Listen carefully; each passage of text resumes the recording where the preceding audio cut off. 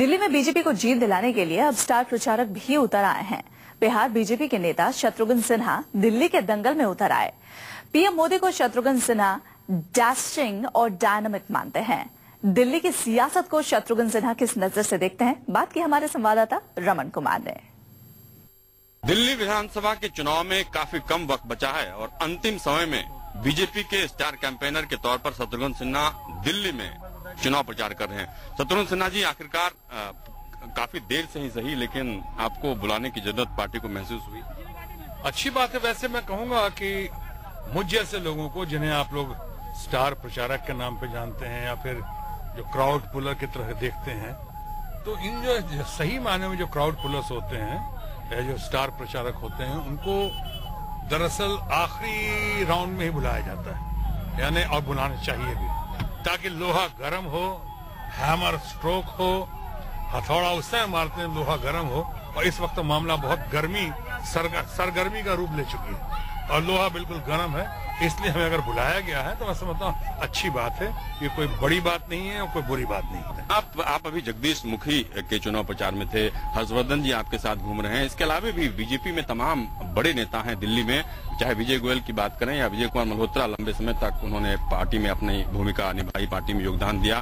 कहीं न कहीं पार्टी कार्यकर्ताओं के बीच में आपको ये एहसास हुआ कि किरण बेदी को अचानक मुख्यमंत्री पद के उम्मीदवार के रूप में जब घोषणा की गई तो उन्हें लगा कि जो पार्टी का जो बड़ा नेता है, जो सीनियर नेता लगातार हमारे साथ रहा, उनको इग्नोर किया गया? देखिए, मैं तो इस वक्त अर्जुन की आंखों की तरह सिर्फ चुनाव और चुनाव में जो उम्मीदवार हैं, और खासकर वो जो सक्षम बहुत काबिल उम्मीदवार हैं, मैं उनके चुनाव को देख रहा हूं। आप जानते हैं मैं भी आखिरी मौके पे आया हूं, लास्ट दौर में आया हूं या बुलाया गया हूं, तो मैं भी इस वक्त किसी और बात में नहीं जा रहा हूं। दूसरी बात, जो पार्टी का निर्णय है या जो पार्लियामेंट्री बोर्ड ने इसका फैसला किया, और जिस फैसले पे भारत के बहुत ही इच्छा और अपेक्षा के अनुरूप हमारे दबंग, dashing, dynamic prime minister, action hero Narendra Modi ji ने अपनी मोहर लगा दी हो, उसके बाद कोई इफ एंड बट का स्कोप नहीं है, कोई सोचने का टाइम नहीं है और न कोई सोचने की जरूरत है। दबंग, डैशिंग, डायनेमिक, आपको लगता है कि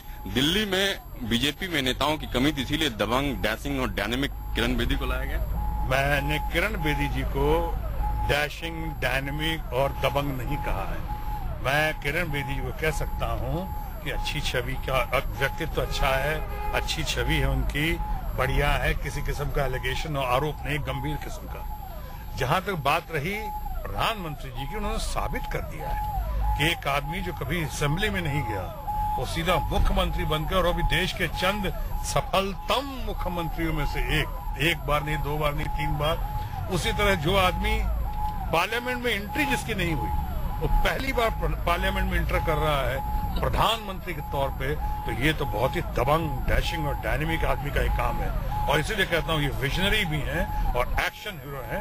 ये टाइटल जो है डैशिंग, डायनेमिक, दबंग और एक्शन हीरो रिजर्व्ड है नरेंद्र मोदी जी के लिए। लेकिन अरविंद केजरीवाल के मुकाबले भारतीय जनता पार्टी में नरेंद्र मोदी, अमित शाह, बीजेपी के स्टार प्रचारक राजनाथ सिंह से लेकर तमाम केंद्रीय मंत्री दिल्ली में चुनाव प्रचार कर रहे हैं। कई सांसद, राज्यों के इलाकों के कई सांसदों को लगाया गया है चुनाव प्रचार में, और भी बहुत सारे लोग कैंपेन कर रहे हैं। कहीं कहीं आपको लगता है कि अरविंद केजरीवाल ने अपनी ताकत तो दिखा दी, क्योंकि आपके पास सत्ता है, बीजेपी के पास सत्ता है, केंद्र में है, और नरेंद्र मोदी की लोकप्रियता है, आप खुद ही कह रहे हैं डैशिंग है, डायनेमिक है।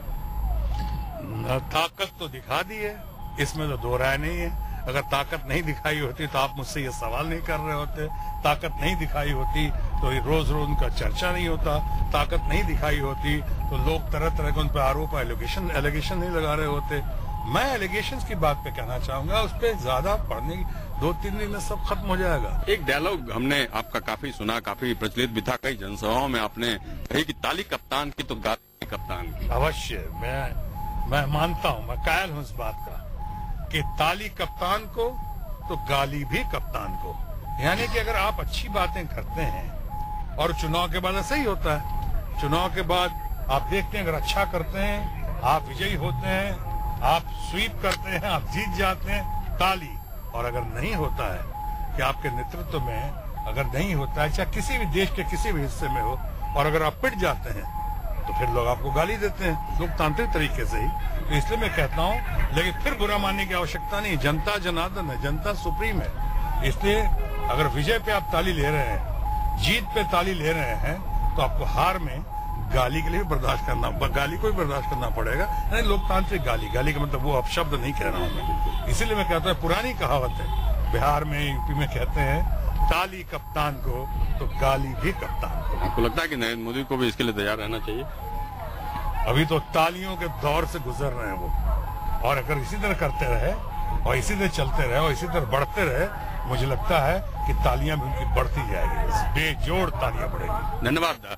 शत्रुघ्न सिन्हा ने काफी बेबाकी से तमाम मुद्दों पर अपनी राय रखी और साफ तौर पर उनका ये कहना था कि राजनीति में जो स्तर है वो लगातार गिरता जा रहा है। राजनीति में सम्मान होनी चाहिए व्यक्तियों की, चाहे जो मुद्दे हैं उन मुद्दों पर लड़ाई लड़नी चाहिए, और बाकी काफी कम समय बचा है। 10 तारीख के बाद जो है पूरी तरह से साफ हो जाएगा कि आखिरकार जनता ने किसको चुना है। कैमरा पर्सन रफीक के साथ अमन कुमार, दिल्ली, न्यूज़ 24।